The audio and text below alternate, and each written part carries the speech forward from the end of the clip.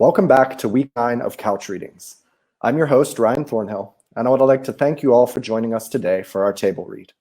This week, we are very excited to share with you our live stream table read of Strawberry Milk by New Zealand playwright Amelia Claridge. Aspen likes the boy next door in her apartment building, Theo. Her goal is to ask him out on a date, but asking him out isn't always the easiest task for Aspen. So, with the help of a playlist, a glass of strawberry milk, and courage from her best friend Mel, will Aspen ask Theo out, or will another conversation plan end up in the trash? The playwright Amelia is here with us today, and we are very excited to discuss her play with her after the reading.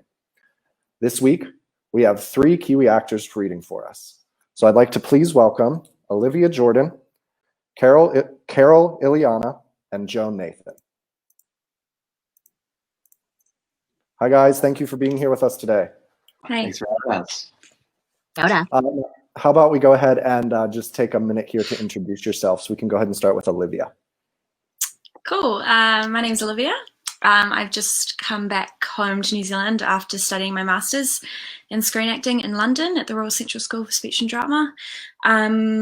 Previously to that, I trained in Australia in theatre, and that's what I do. Lovely. Lovely. Thank you, Olivia. Okay, Carol?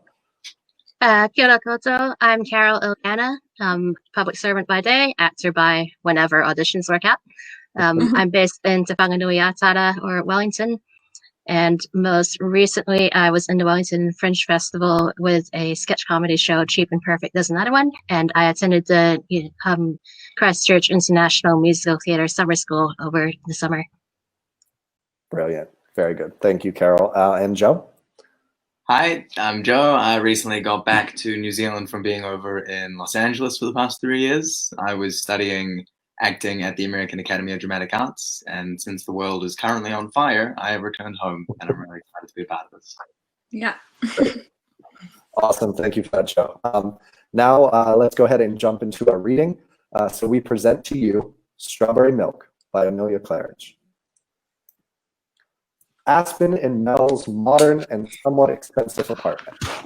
An alarm clock goes off to wake Aspen up. The clock reads 7:05. The first thing she does is clean her teeth, then she brushes her hair exactly 8 times on each side. 4, 5, 6, 7, 8. Ponytail or down? Mel yells out from offstage. Down. It looks cute down. Well, it's more practical to have it up. I mean, it's sunny outside, meaning that if my hair is off my shoulders, I'll get less hot throughout the day and it won't annoy me as much. However, there's less sun protection. So, God, I mustn't forget to put sunscreen on. And it has to be SPF 50 due to my complexion and desire to not get sunburnt. Mel enters stage with a magazine and a cup of tea in hand. And a ponytail it is. Aspen takes a comb and starts to put her hair up in a mid-ponytail, making sure she has no flyaways or bumps. She puts on one of her signature flower crowns and leaves the bathroom. She goes to the kitchen to make her signature drink, strawberry milk. Mel, where are they? The strawberries. We should have 4 cartons left before I need to go back to the store. I always go to the store on Sunday, and it's Thursday today. Mel, I can't locate the strawberries. I'm sure they will be in the fridge. There is always the Nesquik powder in the cupboard. I can't drink powdered chemicals, Mel. It doesn't taste the same, and I won't get my vitamin C or K. Mel leaves her laptop and walks over to where Aspen is, frantically searching the fridge. Mel spots them instantly. Look, they are right there. 4 cartons of plump red strawberries. Perfect for your strawberry milk. Aspen is relieved, but also anxious because she caused stress. Thank you. As she starts to make the strawberry milk, the song from the next door apartment starts blasting and pulsating through the walls. Electric Blue by Ice House. Mel gets frustrated as she's trying to read her latest edition of her Oceanographic magazine subscription, while she enjoys a cup of tea before her first lecture of the morning. Aspen jumps from the suddenness of the music and begins to smile. She continues to make her drink. I'm done. This is the 9th time this week that he has blasted that stupid song. You know what? He's going to get a piece of my mind. He's not the only one living in this apartment building. No, please don't. I find it calming. Just because you adore the music and find it soothing. I can't cope with music at 1 a.m. Besides, I think someone has a little crush. What? Oh, no, I do not. I just admire his music taste and his work. Uh-huh, so you like Troy's music taste. Theo. Aspen, I don't think it's such a little crush. I need to go find these planned conversations in your room. No, please don't. That is private. Mel quickly runs off to Aspen's room in search of a conversation template somewhere in her room. Aspen follows quickly. Well, then try and keep it secret. It's sitting on your bedside table. Mel reads the note. Aspen, this is too cute. Okay, for your sake, I'll let him blast his music. But are you going to make a move? I think I will. I need to put myself out there. Do something for me. Yes! Be bold! Who knows? You might even get laid. Mel? The next day, Aspen and Theo's first encounter in the building's hallway. After a day of building up the courage to plan out the perfect first impression, she finally decided that she would just go for it. Aspen, feeling uncomfortable, waits outside her door knowing that Theo will have to pass her on his way to the elevator to get to work. All I need to do is ask for a playlist. That should hold a conversation. And then I tell Theo I like him, we go on a date. Complete. Right at that moment, Theo walks out of his apartment and locks his door. Aspen stands there in the hallway, stunned, not knowing what to say. Theo looks up, smiling, about to leave. Hey, see you around. Aspen watches him walk away and blurts out. I like your music. Yeah? I think it's pretty abstract and cool. Well, not cool, cold. What? No, I'm implying that it's cold because, well, I'm not implying that it's cold. Music can't have a temperature, as it is something you can listen to and not something you can physically touch. Therefore, it won't radiate any sort of heat. So it can't be cold, nor hot for that matter. but your music is cool. I think music can be hot or cold. Gives you a sensation, can make you happy, sad, even cold. Well, guess so. She suddenly remembers about the playlist. Playlist. Sorry? Do you have a playlist of your music that I could listen to? Oh, sure. Just follow me on SoundCloud. I don't have a SoundCloud account. Well, then I'll create one for you on YouTube. What do you have there? Starbucks' new disgustingly sugary drink. Aspen looks at him blankly, not understanding what Theo is referring to. Then she realizes she's holding a glass of strawberry milk in her hand. Oh, this is homemade. I make strawberry milk every morning. My mum used to make it every morning before I went to school. Now I can't leave the house without one. I like it. Retro. No, it's healthy. That too. Well, I better get going, otherwise I'm going to miss my bus. I'll see you around. Without any hesitation, Theo turns around and hurriedly walks out of the hallway into the elevator. Aspen just waves goodbye and goes back inside. I just did that. In Aspen and Mel's apartment, the next morning, Aspen is making her strawberry milk, and Mel walks in with a suitcase and a backpack. Theo is again blasting music in his apartment. Now, I will be back on Tuesday night. You should be okay without me, but you can always call Bree if you need to. And please be careful at the protest on Monday. I don't want you getting hurt while I'm 2 hours away studying crustacean shells, okay? I will be fine. I don't need to call your hippy-dippy girlfriend when you're away for 4 days. Bree hates it when you call her that. Love you. Just be safe. Love you too. Mel leaves and shuts the door behind her.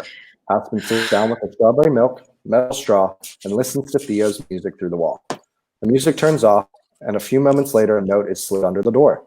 Aspen picks it up and reads it aloud. Here is the YouTube link. Enjoy.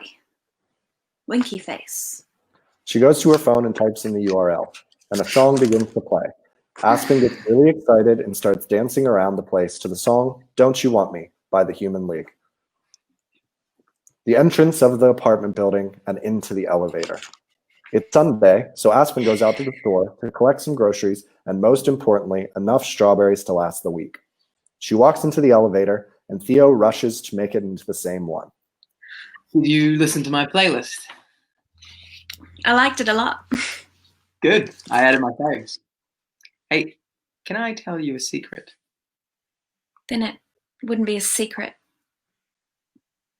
Well, I'm gonna share it anyway. I heard you play it through the walls at 10 p.m. last night. Aspen suddenly looks mortified and begins to panic as she doesn't know what to say. Don't stress. It's good music. Yeah, it is. It's cool. Theo begins to laugh and looks over to Aspen. She isn't anxious anymore, but a little on edge as this conversation came as a surprise to her. So, what do you do? Tell me about yourself.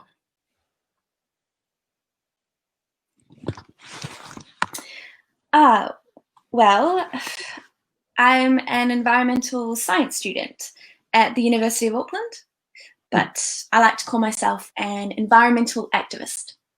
Ooh, intriguing. In fact, I'm going to be covering the protest on Queen Street tomorrow. Well, I'm going to be there, 1 p.m. sharp. I've already selected the sign I'm going to use tomorrow. Wow, organized. I like it. The elevator rings and the door opens to their floor. So, you work in the media? Yeah, I'm currently working for the Herald. Photography is my passion, though. So I guess I will see you there then. Signing off. Yeah. Maybe afterwards we can go and get a coffee. Well, you see, I don't actually drink coffee. Lord knows what I'd be on caffeine. I mean, do you know how much caffeine is in coffee? Because I mean, it's a lot, like a lot. And I mean, I get really hyper and anxious when I have coffee. So, I mean, yeah, I think I'm going to go inside now, back to my coffee. But God, I'm speaking gibberish. It's nice talking to you. Bye. I'll try and find you tomorrow then. Lower Queen Street, a climate change protest is controlling the street. Somewhere against the protesters, Aspen is there with a sign that reads, "The climate is changing, so why aren't we?" Over the speakers, there are protesters yelling, creating the atmosphere. Protect our future. Protect our future. Protect our future. Aspen spots Theo on the sides with cameras and reporters. She pretends not to notice him, but they make eye contact. Theo starts making his way over towards her and eventually catches up with her. Hey, it's going well, I think. I mean, you should be on the sides, doing your job. Oh, I just wanted to see how you were going. Why? I made it really awkward yesterday. That's okay. I still want to talk to you. Oh, well, protect our future. Oh, sorry. Protect our future! Over all the chanting and Aspen yelling, Theo tries to take some photos. He gets called to come back to his station as he is moving further away. Hey, Aspen, come with me. I can get you on the front page. I don't want to be on the front page. What activist doesn't want to be front and center? Me? I don't want to. I mean, I'm happy to play the part of protesting with a group. The movement is bigger that way. But yeah, it's about our climate, not me. Right. Well, I can't argue with that. Hey, I got to keep working after this, but I should get home around 5:30. What do you think? Dinner at 6? What? No. That's not what I think. I wanted to ask. Dinner at 6 was not my plan. None of this has gone to plan. No, please leave. I need to get out there. Are you okay? It's just dinner. We can do it another time. No, please leave. I like you. Fuck, shut up, Aspen. I need to leave. Do you want me to take you home or something? Seriously, are you okay? Aspen disappears into the crowd and escapes from Theo and the rest of the protest. Theo doesn't know what to do and starts to panic about Aspen. Aspen, now in a back street on her way back to an apartment, which is roughly a 20-minute walk. In and amongst breaths and tears, she reaches for her phone to call Mel, forgetting that she's away on a uni trip. Phone, call Mel. Mel, please pick up. God, I can't breathe. I need to get home. Mel doesn't answer the phone. This sends Aspen into an even more overwhelmed state. She realizes that she just needs to get home, and she begins to sprint. Later that evening in Mel and Aspen's apartment, Aspen is sitting in her dim-lit bedroom. She is still sobbing and in a state. There's a knock at the door. She walks over to the door and looks through the peephole. Is Theo coming to check on her? Hey, I just wanted to know if you got home okay. You don't have to open the door, but just let me know you are in there. Aspen reaches for the note that he set under the door. She draws a sad face on the back and slides it back under the door. Theo has a huge breath of relief. Well, if you need me for anything, I'm just next door. Aspen sits there quietly, embarrassed, confused, and alone. Knowing that Theo was just a wall apart, a few tears roll down her face. Then, she hears the key entering the door, followed by the light turning on. Mel rushes up to Aspen, giving her the biggest comforting hug. Both of them start crying. I'm so sorry, Aspen. I came home a day early. I'm so sorry. It will all be okay. You're safe at home now. You asked me to dinner, Mel. I didn't know what to do. Aspen explains what happened at the protest to Mel while she's holding Aspen in her arms. I mean, it was busy and loud. I like loud, usually, but not then. He was there and it was so easy and simple for him. And then I just ran. I just kept running until I recognized a street and followed it back to the apartment. I know. Shh. It's okay. He'll understand. How do you know? I didn't call Bree. He got my number from the building owner and called me. He wanted to make sure you were okay. He did? Yeah. He's sweet. Such a stupid idiot. Aspen hits herself a few times and then tries to hide into Mel. Mel holds on even tighter, protecting her. Okay now. You're with me, safe and sound. Can I put on a song? If you want to. One of Theo's? I think so. Aspen reaches for her phone and types the URL link that she has memorized into YouTube. I Know It's Over by the Smiths is the first song that comes on. Aspen continues to cry into Mel's arms. The next morning, Aspen in Mel's apartment. Aspen wakes up at exactly 7:05 a.m., cleans her teeth, and brushes her hair exactly 8 times on each side. She then walks into the kitchen to make her signature drink, strawberry milk. This time, she makes 2.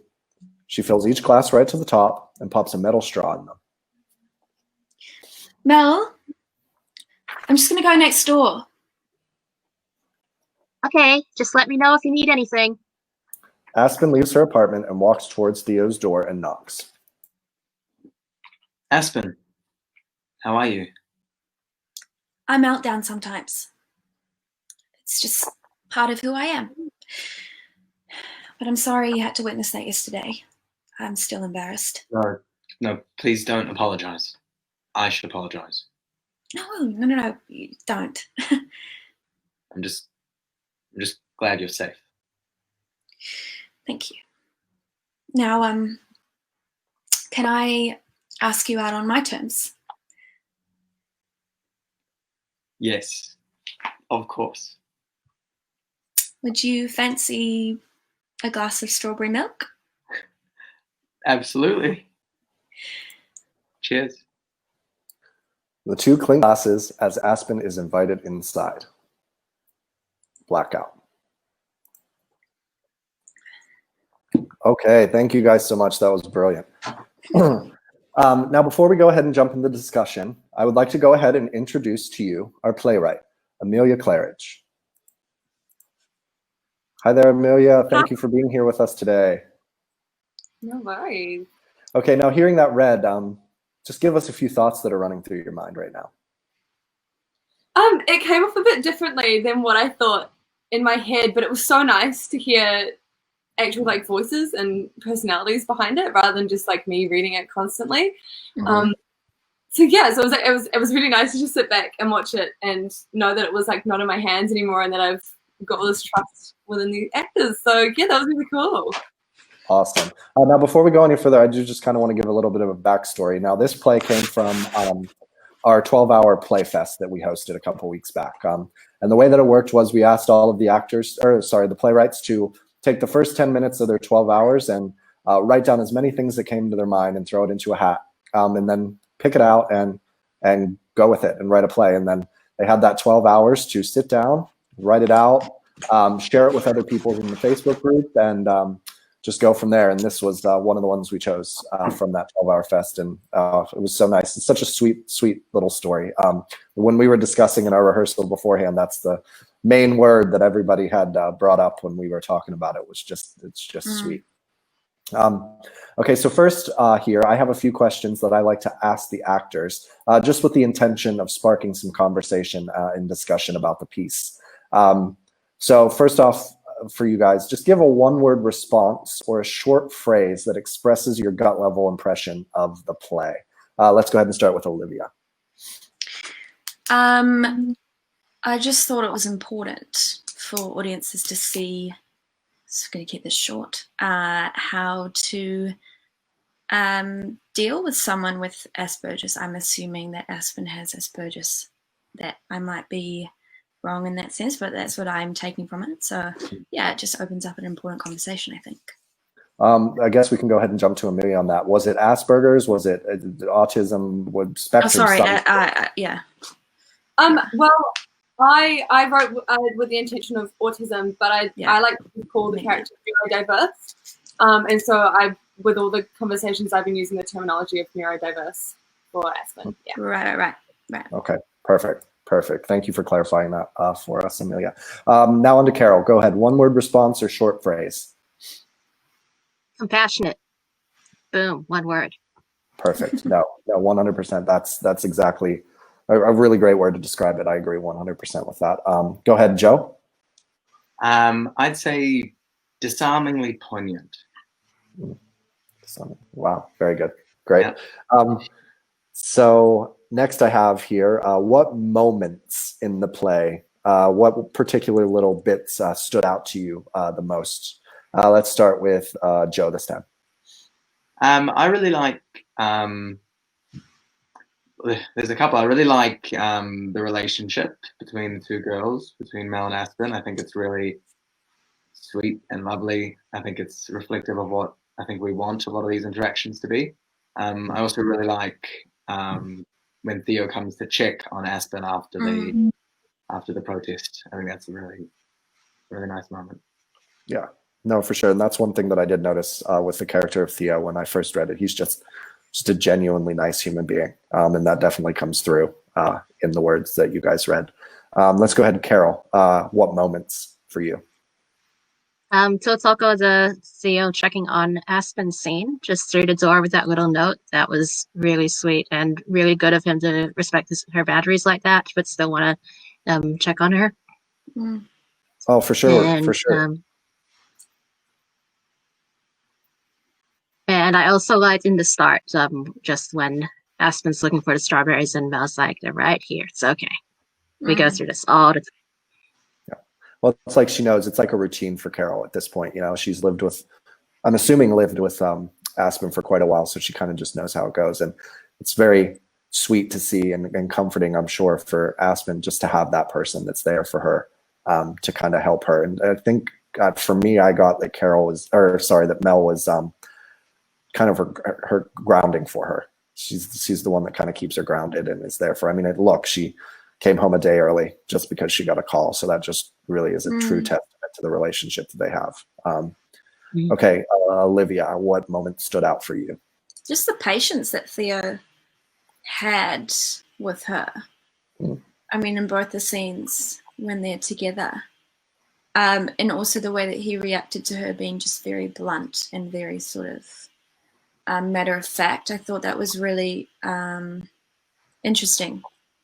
Kind of shed a light on how I think we all should sort of react, you know, not take it in a way that makes that person feel uncomfortable.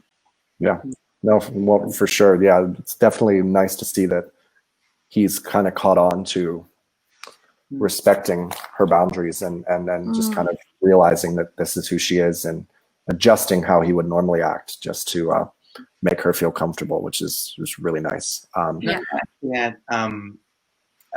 the moment at the end when she says, you know, I freak out sometimes. This is something that I deal with. I really like that general ability to take some ownership and take some power of her situation. And I think he handles it very nicely. And I think it's a good conversation for people in that situation and in our own situation to be able to say, that's how simple this sort of interaction can be. We can just be ourselves and say it and kind of get it out there. And it's up to everyone else to process that and do with it well and properly. Yes. No, I agree. Yeah. It's a very, very nice point. And a really nice way to kind of tie it with a bow and end it to have that sweet little moment. So that's great. Okay, now before the reading, I had spoke with Amelia a bit about some specific things that she wanted to have talked about during this discussion. So I'm going to just ask a couple questions for her. So the first one is, what is your understanding of neurodiversity and the impact it has on society? Let's go ahead and start with Olivia. Through my research, I sort of figured, is it the understanding that everyone thinks and interprets things differently? That's kind of what I got from that. And even learns differently. Everyone learns differently. And I think if I'm on the right track, society has sort of a very, not a very broad sense of that, you know. They sort of think that everyone should learn in one way and everyone should think in one way. And I think neurodiversity opens it up and sort of allows us to all be individual. I think if I've got that correct. I guess let's just kind of take this in a different direction. Why don't Amelia, why don't you go ahead and kind of give us a little bit of a rundown on that, and then we can discuss how that was in effect within the play, if you don't mind. Yeah. Well, we all have our own personalities. We're all individuals in ourselves. And it's the same for someone who has a neurodiversity. Everyone is different from each other, and there's a lot of things in the media, especially boys versus girls. And I found that like within the media that there is a lot of male like portraying these neurodiverse characters, but not so many females. And so with play, I did want to do a female character because what they experience is a heck of a lot different and not something that is shown in the media.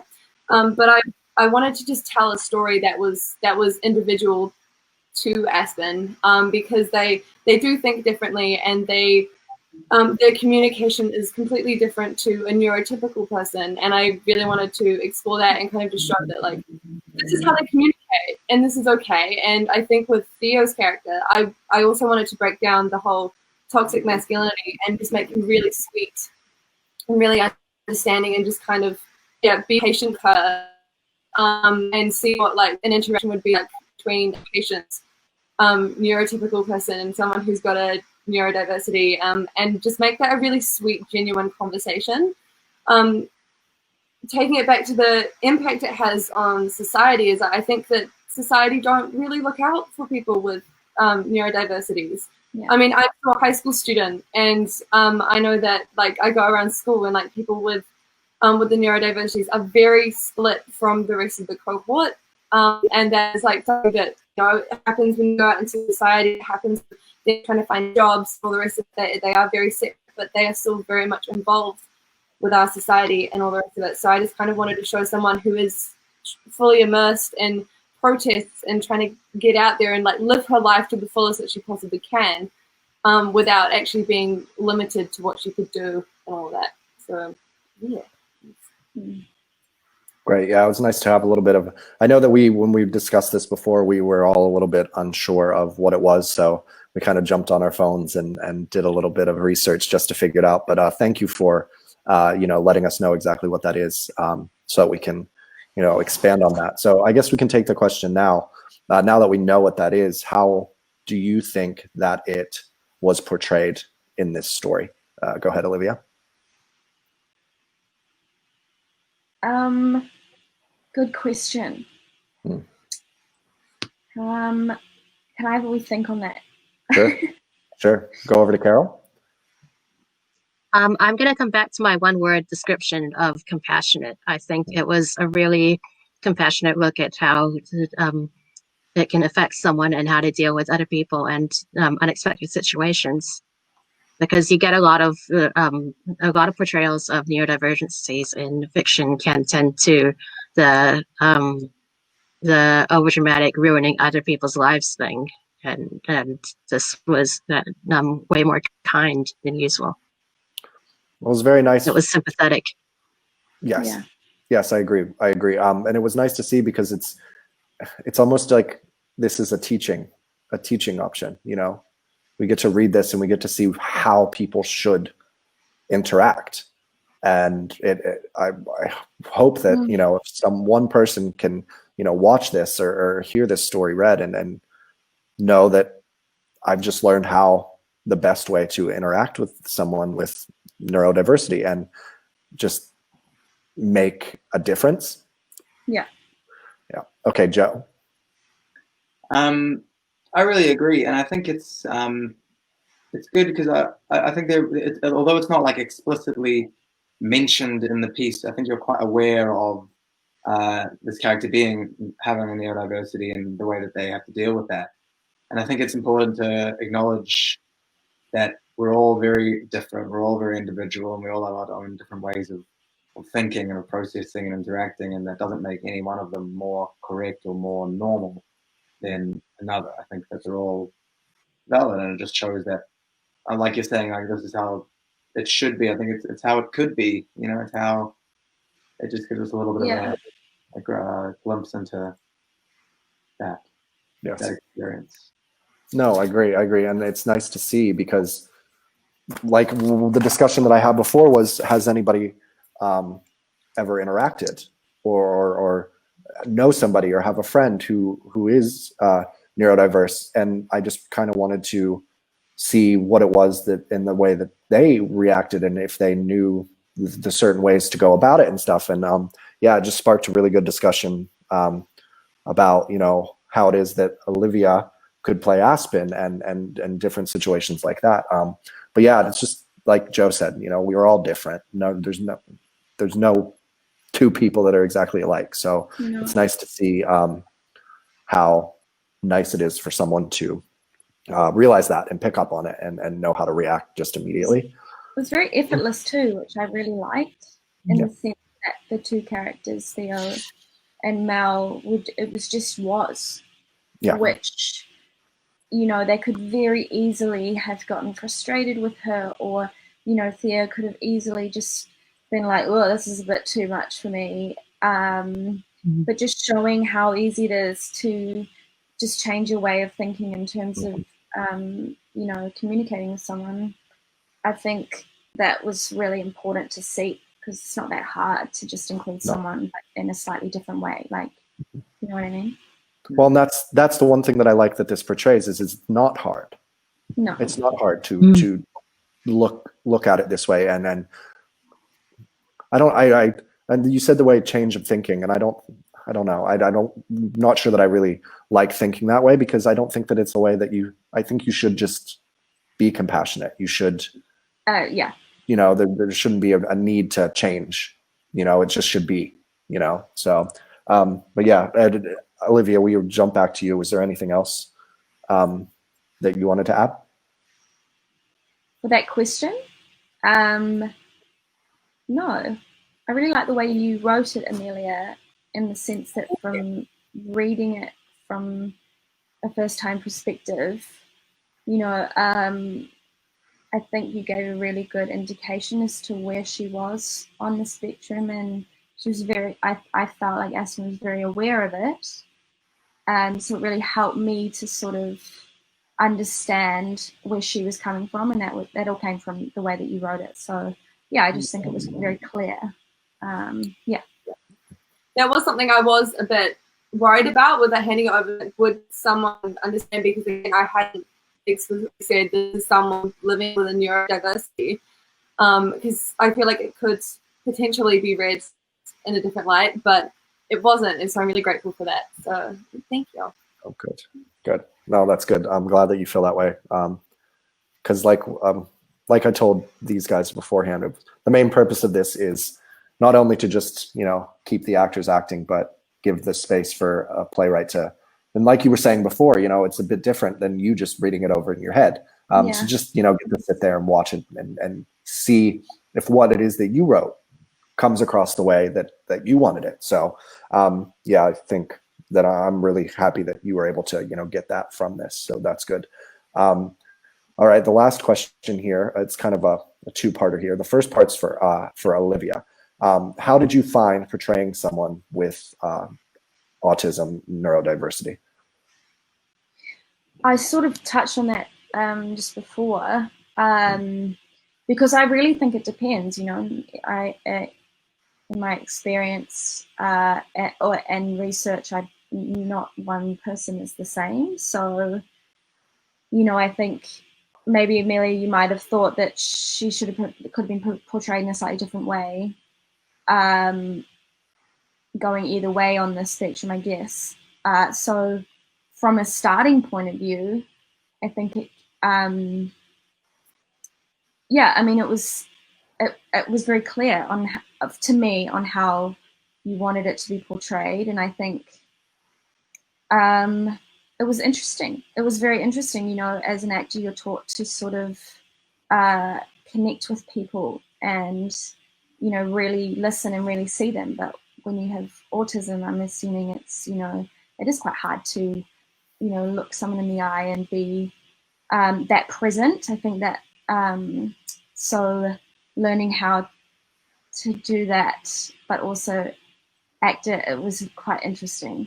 Yeah, I don't know if that makes sense. But. Also, like another big thing for someone living with neurodiversity is like 93% of our communication is nonverbal, and for, you know, that 93% for someone who's living with a neurodiversity, that's really hard for them to pick up on. And sometimes it's literally just the word coming out of your mouth, and that's the only thing that they all pick up on. They don't get the tone of your voice, they don't get the eye contact. So it really could have gone anyway. And so, especially having those conversations, it's interesting because you know, you could have portrayed it as someone who just constantly has word vomit, or you could have really taken your time and like really thought about it. So again, could have gone either way, but yeah. Well, I think the one thing about it that I'd like to note is, and Olivia, you can agree or disagree with me on this, but when I read it, it was almost like the words itself helped you put yourself into that character just because of the way that it was written out. So those moments with the word rambling, and like it was there. It wasn't something that you had to try and think about or try and create yourself. It was there. And then the flat out coming out and saying it at the end, you know, I ramble, I do this, you know, so it was all there for you, which I'm sure made it easier for you to be able to jump into that character. Yeah, that's exactly what I meant by, you know, when I said the way that you wrote it was, It's very, very nice. Now this one's for Carol and Joe. What was it like interacting with someone on the spectrum? Did the interactions feel natural or did they feel uncomfortable? Let's start with Carol. For me, because the way it was written, it just felt very natural. The relationship between Mel and Aspen is very strong in the writing. So it just felt so easy to step into that relationship they've got, where they're very familiar with this. Yeah. Okay, Joe. I don't think uncomfortable is necessarily the right word for Theo's point of view, because he is having to kind of figure out a little bit what's going on, get a read off of this person. But the way that he was written, and again, the language and I think there's a lot of maturity to the pacing of it. That it doesn't feel like it's not snappy in the way of like they don't cut each other off. He waits and he sits and he listens and takes her in and just everything that she is. He doesn't try to pin her down or put her in a like in a box or label her too intensely. And I think that makes it natural and comfortable in a different way, because he just gets to take her in and say, cool, this is how you operate. Great. Fine. This is how I operate. Do you want to operate? Like I just thought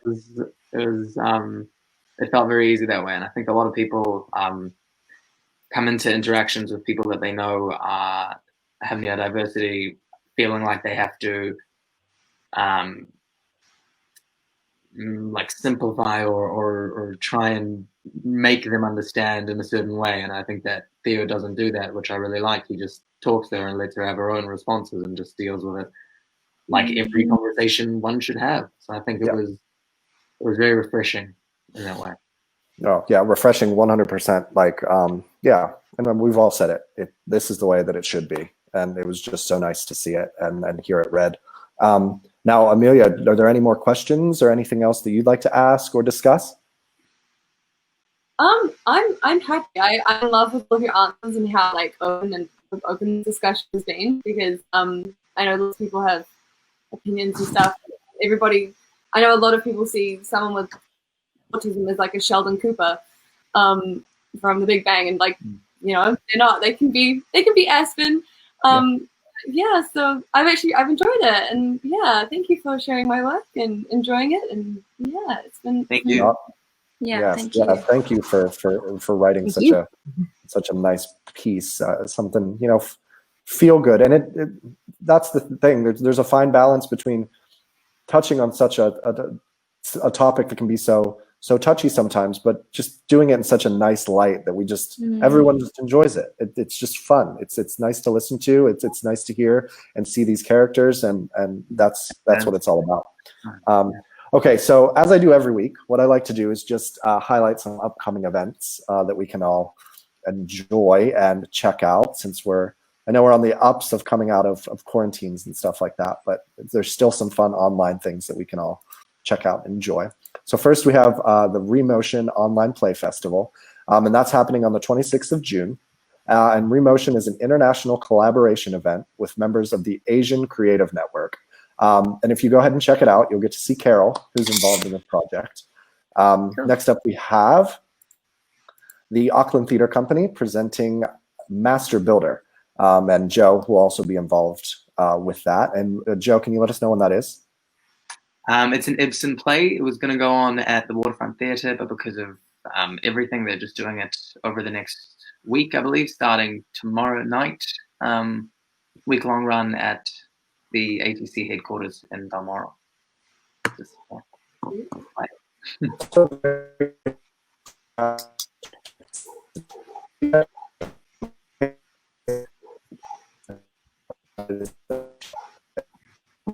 You there, Ryan?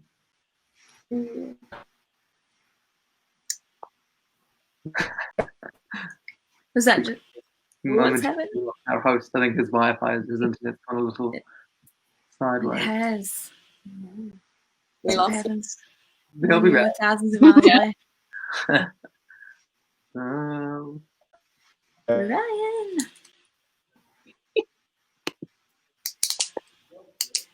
You want to talk a little bit more about what Master Builder is? Sure.